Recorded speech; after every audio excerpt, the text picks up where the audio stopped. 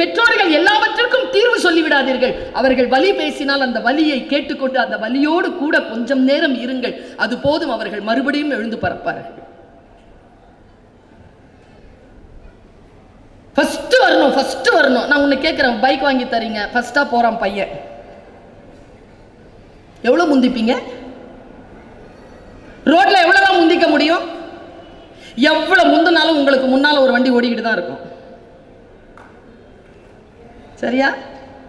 முந்திக்க முடியாது. முந்திக்கணும்னா அங்கதான் முந்திக்கணும். எல்லாரையும் முந்தணுங்கிற வெறி வேண்டாம்.